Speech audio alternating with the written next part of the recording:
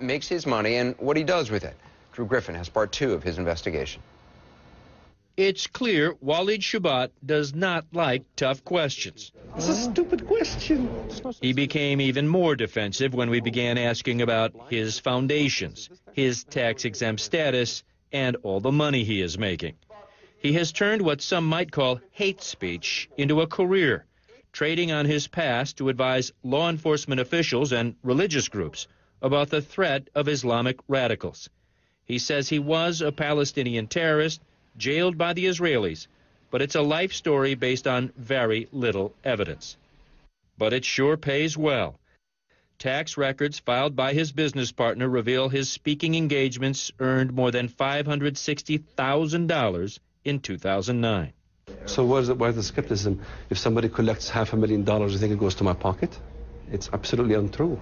Like his answers, his tax return is vague on specifics, and his various businesses and foundations, well, that's vague too. How much do you get paid for these speaking engagements? Not that much. If you look at my salary, I make like probably what a gas station makes or a garage makes. I mean, everybody thinks I'm just raking in the dough, which is absolutely incorrect. Yeah. The Walid Shoebat Foundation, is that a charity? Walid Shoebat Foundation is part of the FFMU. And what does the FFMU do? Basically, we're in the information, and we do speaking, and we do also helping Christians that are being persecuted in countries like Pakistan. And we help Christians who are suffering all throughout the Middle East. And how do you do that? None of your business. Isn't it anyone's business who donates to you? Of course, but you see, a lot of the times, if you disclose information who you're helping, you know, it ends up biting them. The business, in fact, Shoebat leaves up to his manager, Keith Davies, who was down the hall selling Shoebat's anti-Islam books. When CNN had specific questions about the business, like perhaps the names of the high-ranking generals and experts he said are on his board of advisors, well, Shoebat said get the names from Davies. Walid said that you would be able to tell us about your advisory board. You guys said you have generals and other high-ranking officials. Correct, yeah. Can you tell us who they are? Off the top of my head, yes. Let me see. I'm trying to think. The name's gone blank. They'll come back to me in a second. Major General I can't remember the name. There's a 3-star general of the Air Force, Irish name, Thomas.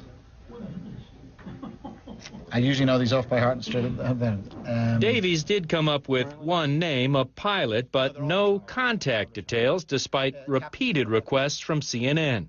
We made calls to the individual anyway, but he never called us back. The group's public tax forms lists only Davies and a real estate developer as board members, both with the same address. Shoebat and Davies run several foundations and 3 websites that are all linked, a confusing model, considering the group's tax returns for the past 4 years contain very little information.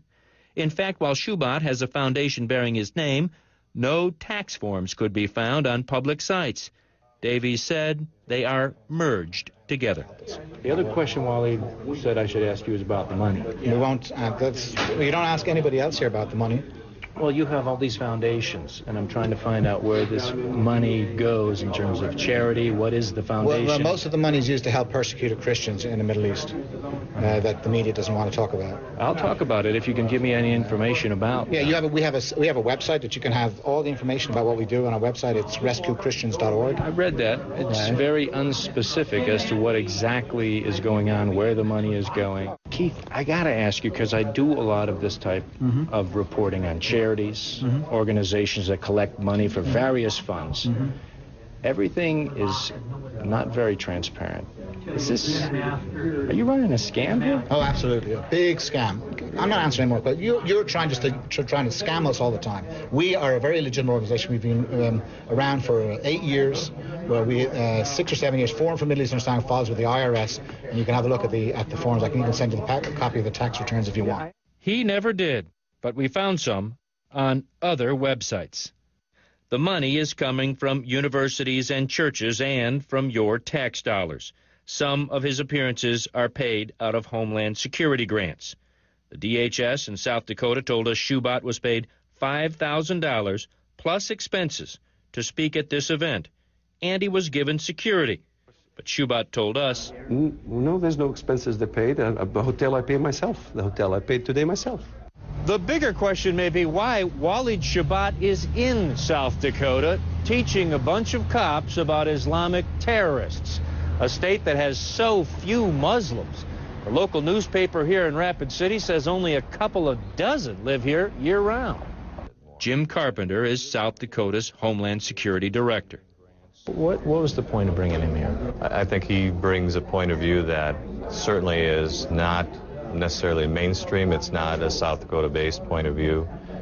He brings in commentary about living and being raised as a Muslim and then converting over to Christianity. So why would someone's religious conversion be important to a Homeland Security conference in Rapid City, South Dakota? You know, I really couldn't figure that out, and based on further questions, I really didn't get a good answer from Jim Carpenter with the South Dakota Department of Homeland Security. The federal Department of Homeland Security, Anderson, we went to, trying to find out if they do any vetting of speakers, if they had any idea about Shoebat, if anyone in the federal government did what we have done, try to check out all his claims. Well, what we got from Homeland Security was a statement that said if states use DHS grants for speakers, it's up to the states to vet them. We also got this: if training programs do not meet these standards, DHS standards, corrective action will be taken. We have not and will not tolerate training programs, says the DHS, or any DHS-supported program that rely on racial or ethnic profiling. Anderson, based on the 3 sessions we sat in on with Walid Shoebat and our interview with him, we can tell you he does advocate profiling and flatly being suspicious of anybody who's a Muslim. And his reaction to you kind of turned ugly. Yeah, it sure did. Not just him, too. South Dakota's Homeland Security people, they actually tried to keep us out of the conference. We got in only after they had to call the governor's office. As for Shoebat, he did get testy. Later sessions, after that interview, he began attacking the media, specifically CNN, for doubting his story. He has since accused us, and you, Anderson, of being used by the Council on American Islamic Relations, even suggesting that group was the primary source for our reporting, which, of course, is not true. And it's interesting. I mean, if somebody's running a legitimate foundation that's tax exempt and stuff, I mean, usually they're very willing to be transparent and willing to give documents and stuff. It sounds like those guys were saying, oh, yeah, we'll send you these documents, and then nothing shows up. No, and it's all wrapped in this secrecy and security. They're under the impression we're asking for the names of some Christian families in the Middle East that are being persecuted. We're not. We're just trying to figure out where is the money going, because we cannot find out where this money is going. Well, it's also interesting in your piece, because Shoebat said, oh, well, this foundation is part of this other thing, and it pays for speaking and teaching, which basically is what he does, and also helping Christians.